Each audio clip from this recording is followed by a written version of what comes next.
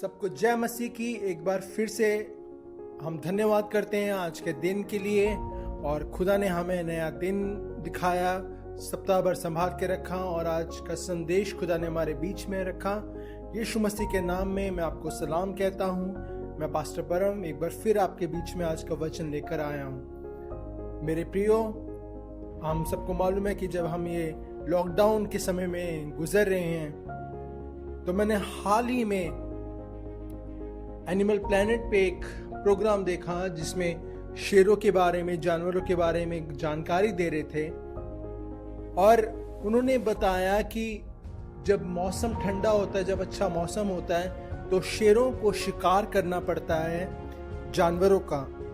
वो जानवरों को ढूंढते हैं और उनके पीछे दौड़ते हैं और उनका शिकार करते हैं। परंतु गर्मियों के मौसम में जितने भी शेर हैं वह एक पानी के सोत्र पे जाके बैठ जाते हैं, यानी कि लेक हुआ, कोई नदी हुई, और ये सारे शेर वहां पे बैठ जाते हैं क्योंकि उन्हें मालूम है कि जब पानी सूखेगा, पानी की कमी होगी दूसरे जगहों पर, वहां नदी में हमेशा पानी होगा और जितने भी जानवर हैं वो पानी पीने के लिए स्वयं उस जगह पे आएंगे। इसलिए जितने भी शेर हैं वो जानवरों के आने का इंतजार करते हैं, और गर्मियों में उन्हें मेहनत कम करनी पड़ती है शिकार करने के लिए। और जब मैं ऐसे सुन रहा था तो मैंने जो पवित्र आत्मा के द्वारा सुना कि उनका जो जल है वो जानवरों का वो समाप्त हो जाता है, इसलिए वो नदी के स्रोत की ओर आते हैं जहां पर शेर उनको अपना निशाना बनाने के लिए पहले से ही घात लगाकर बैठे होते हैं। मेरे प्रियो, और परमेश्वर की आत्मा ने मुझे इस प्रकार से कहा कि ऐसे ही कितने मसीह, कितने जन दूर निकल जाते हैं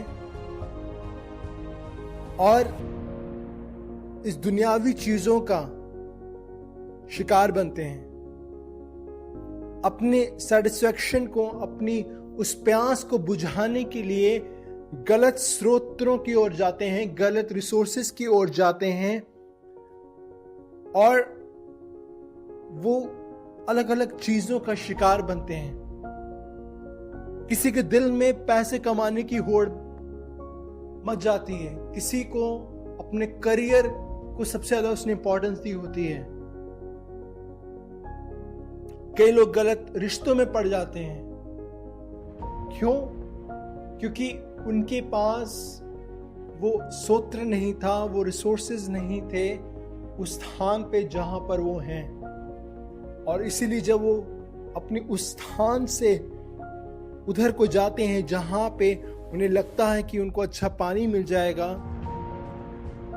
या जैसे कि कहा जाता है कि दूसरी तरफ घास ज्यादा हरी नजर आती है, तो ये लोग उस स्थान पे चले जाते हैं जहां पे जो शेर है, ये जिंदगी की जो चीजें हैं, वो उन्हें पहले से ही फाड़ने के लिए तैयार हैं। जैसे कि यूहन्ना 10:10 में लिखा है कि शैतान आता है मारने, लूटने और घात करने। और ऐसा तब प्रिय होता है मेरे प्रियो, जब हम अपने जीवन की सेटिस्फैक्शन को यीशु मसीह में नहीं ढूंढते, जब हमारी आंखें गलत चीजों की ओर लगी रहती हैं, हमारा ध्यान भटकता है परमेश्वर के वचन से, परमेश्वर की राहों से, परमेश्वर की बातों से, तो हम भरमाए जाते हैं। और उत्पत्ति से लेके जब शैतान ने इंसान को भरमाया, आदम और हवा को भरमाया, तब से लेके आज तक वो हमें भरमाने की कोशिश कर रहा है, कि वो ये नहीं चाहता कि हम सत्य को जाने और हम आजाद हो पाएं, क्योंकि यीशु मसीह ने कहा कि तुम सत्य को जानोगे और सत्य तुम्हें आजाद करेगा। मेरे प्रियो, आज हम अपने दिलों को जांचें, अपने जीवनों को जांचें कि हम भी क्या उन मासूम जानवरों के समान जब हमारे इर्द गिर्द हमारे सहूलियत की चीज़ें नहीं हैं, जब भीषण गर्मी पड़ रही है, यानी कि जब भीषण चीज़ें जैसे कि कोरोना वायरस ही ले लीजिए, जब हमारे इर्द गिर्द हैं, तो क्या हम उन जानवरों की तरह तड़प रहे हैं? क्या हम अपने फ्यूचर को लेके क्या हम चिंतित हो रहे हैं? क्योंकि चिंता आपके जीवन में कुछ जोड़ता नहीं है। चिंता करने से तुम्हें क्या फायदा, यीशु मसीह ने कहा। तुम चिंता मत करो क्योंकि तुम्हारा स्वर्गीय पिता तुम्हारी चिंता करता है। जब हम चिंता करते हैं, जब हम एक फियर में जीते हैं, तो हम उन प्रॉमिसेस को इग्नोर करते हैं जो यीशु मसीह ने हमारे लिए रखी हैं। जैसे यिर्मयाह उसका चैप्टर 29 वर्स 11 में हम भली भांति जानते हैं कि परमेश्वर कहता है कि मेरे पास जो तुम्हारे लिए जो योजना है वो हानि की नहीं परंतु अच्छाई की है। परंतु ऐसी स्थिति में जब परिस्थितियां हमारे अनुकूल नहीं हैं, हम अपना ध्यान दुनियावी चीज़ों पर लगाते हैं, जो हमारी इर्द गिर्द जो खबरें उड़ रही हैं, जो डर और भय और मृत्यु से भरी हुई हैं, जब हम अपना दृष्टिकोण उनकी ओर लगाएंगे, कहीं ऐसा ना हो कि शैतान जो कि हमें चीरने फाड़ने के लिए बैठा है, वो हमारे जीवनों से वचन को चुरा ले और हमारे कदम लड़खड़ाने लग जाएं, क्योंकि हम एक लंबी रेस में, एक दौड़ में दौड़ रहे हैं। जैसे कि पौलुस दिखता है कि तुम अपने निशाने की ओर, अपने लक्ष्य की ओर तुम दौड़ते रहो जैसे मैं दौड़ा। हालेलुया। क्या आज हम अपने जीवनों को जांच सकते हैं? मैं आपको उत्साहित करना चाहता हूं कि आप अपने जीवनों को जांचें।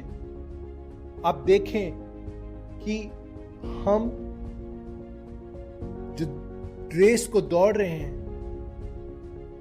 वो परमेश्वर ने हमारे सम्मुख ठहराई है। उसने कहा कि रास्ता संकरा है और बहुत कम इस अनंत काल के जीवन पे चलेंगे। हालेलुया।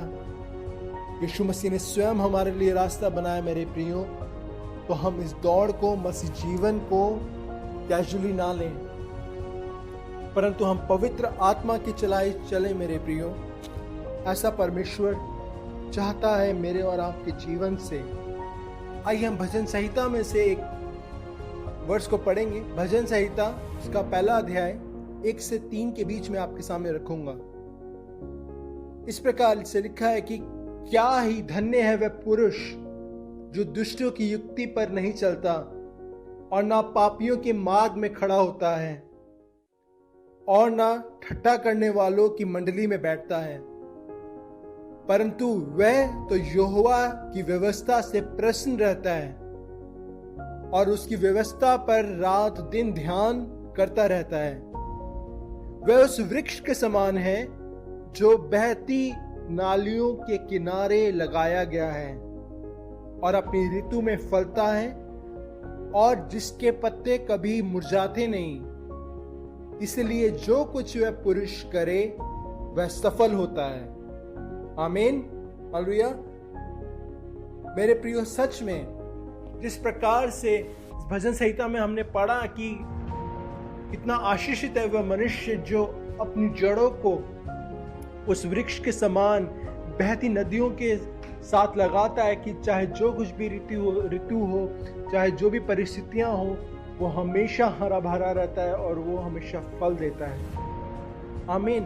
तो आइए हम भी इसी प्रकार से हम यीशु मसीह जो अनंत काल का स्रोत है, अनंत काल का जीवन जिसमें है, हम अपने आप को, अपने जीवन को उसमें लगाएं, ताकि जो भी परिस्थितियां हमारे सामने आए, चाहे अकाल पड़े, चाहे बीमारियां आए, हम उनसे भयभीत ना हो, परंतु हम सदा परमेश्वर के आनंद से परिपूर्ण रहें, ताकि जो कोई भी हमारे संपर्क में आए हम उसको परमेश्वर के प्रेम से उसको और उभारने पाएं, ताकि हम उसको परमेश्वर के अनंत काल के जीवन की बातें हम अपने मुख से उसे बताने पाए, अपने जीवनों से उसे दिखाने पाए।